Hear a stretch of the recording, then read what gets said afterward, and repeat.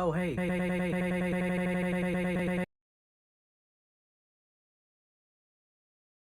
What the fuck? Don't you just love it when something unexpected happens? Oh my god, what can I do? Tell them that Destiny 2 sucks. Well, ain't that the truth? No matter what you do in real life, there will always be times when the things you least expected actually happen, and video games are no exception. Despite the rising advancements in technology, better graphics, better attention to detail, and better anything, video games still contain the slightest bugs and glitches when released to the public. There's no escaping them. It's like me trying to get away from Ninja Gaiden. Fuck! However, despite all of this, bugs and glitches almost feel natural in the video game landscape. Sure, they can be quite annoying at times, but you can also get some quality time with these guys.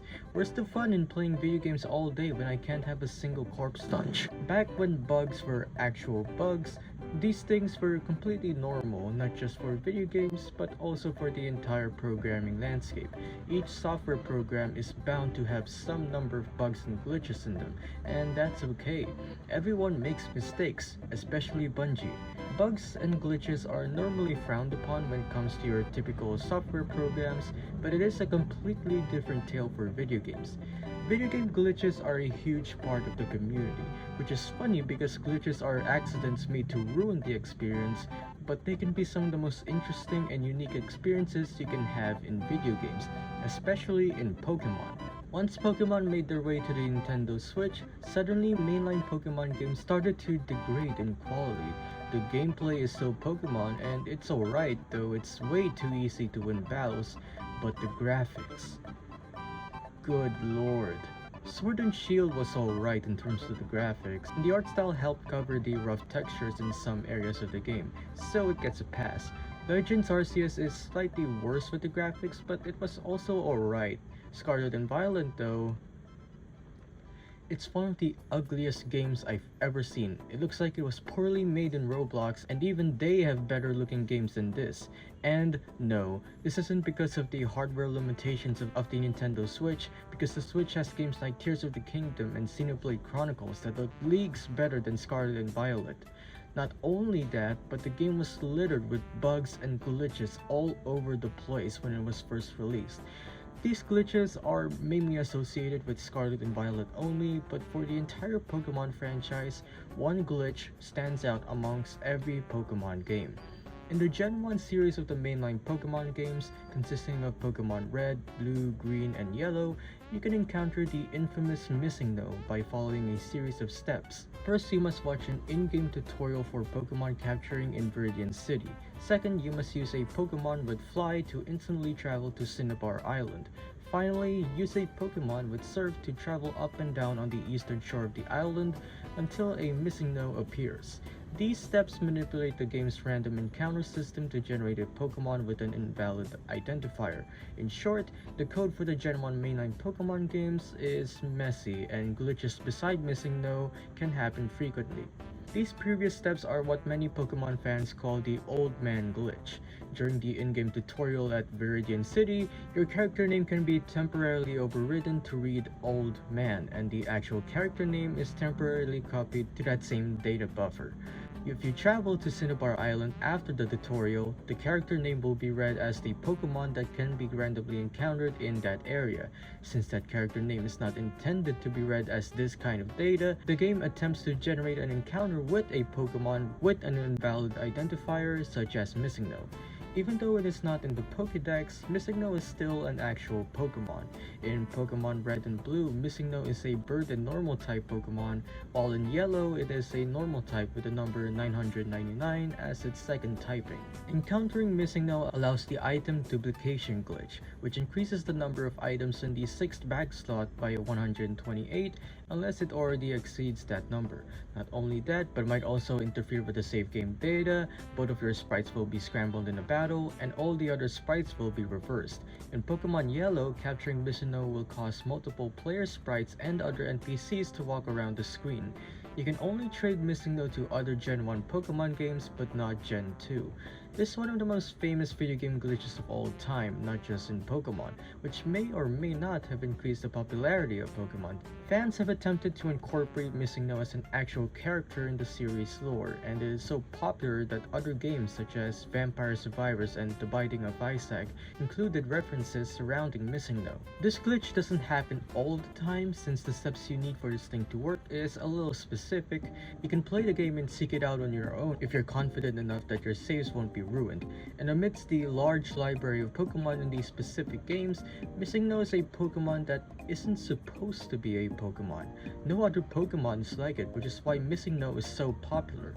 Another famous example of a video game glitch is the BLJ, also known as Big Long Johnny.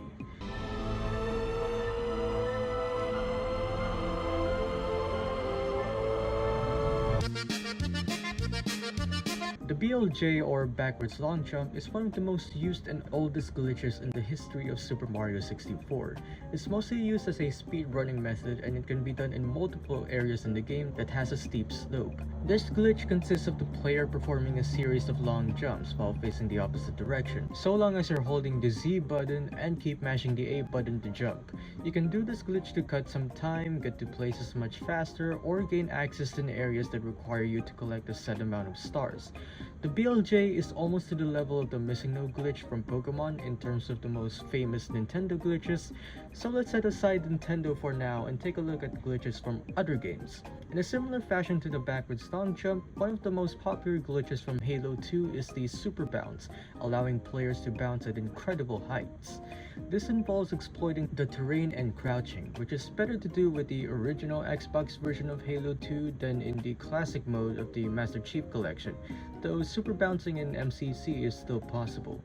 This glitch is done by crouching glitches. There are small areas that are low enough to enter while crouched. After doing this, run around and find any line between surfaces. Jump and land directly on that line, and upon doing so, you will be launched into the air. There are two variations of the super bounce: monster bounces and pressure launches. Monster bounces launch you to much higher launches, while a pressure launch is a type of super bounce where pressure is used to launch you. Additionally, there are all kinds of super jumps using specific weapons and vehicles in the game. To the newer fans of Halo, Halo Infinite has a similar trick, and for me, it's much easier to do. First, you need any fusion coil that's standing upright. Then jump so you can view the top of the coil and aim your grapple shot at it, and there you go. The height of your jump is going to depend on the angle you use your grapple shot, so take note of that. So far, most of these glitches are used as speedrunning tricks and technique, so why don't we talk about glitches that actually mess up a game? Moving back to Nintendo, in Super Mario Bros., there's a well-known warp zone right before the end of World 1-2. That's not a glitch, that's an actual feature they put in the game, I know. But by clipping through the wall to gain access to the warp zone and entering the pipe on the left, you can enter the Minus World. It is an underwater level similar to World 7-2, however, because you clip to get to the pipe, the destination is not updated, so it returns you to the start of the level. Because of this, once you enter the level, it is impossible to leave without getting a game over or resetting the game. And what about glitches that benefit you, besides jumping to far distances or running at an insane speed? In Skyrim, you can sell merchants their own items without spending any of your own money, which basically means you get all of the coins from the merchant. This can only be done on a PC. You find and click an item you want to sell and drag it to the merchant's inventory.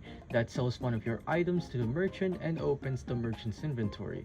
The game thinks you're selling, but since the merchant's inventory is still open, you're just selling the merchants their own stuff. What about glitches that are just straight up hilarious? Also in Skyrim, if you get killed by a giant, there's a good chance it will send you flying into the air. This is because the remaining damage from killing an enemy goes towards pushing the enemy back, and since giants deal a ton of damage, especially if you're at a lower level, you end up in outer space. Another hilarious glitch is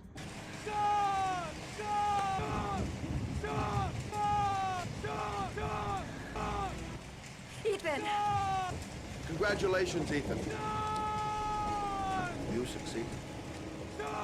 This glitch can be triggered by pressing X to call Sean's name, pressing the left trigger and selecting any of the thoughts that appear, and then walking up to the dry well while the same voice clip plays. A lot of people claim that this glitch can only be found in a specific circumstance where two important characters are present, but it can still happen in other scenarios. Now that's all fun and games, but what about glitches that make the game damn near unplayable? Then check this out. The fuck are you doing? I'm driving here. What? Cyberpunk 2077, one of the most popular modern games to have been released in such a catastrophic state, arguably the first one in recent memory. The game was filled with glitches in the gameplay, environment, and graphics. Everything. Not only that, but it is awfully slow, even in the lowest possible settings. It was unbearable to the point where you're not only playing a game, you can't even play the game. The game is beautiful, no doubt, especially with the setting, but I just couldn't dig into the rich world of Cyberpunk if the NPCs start behaving like rabid wild animals. The gameplay, on the other hand, is a whole other league. It works half of the time, and the other half is just bugs and glitches. The graphics, good god.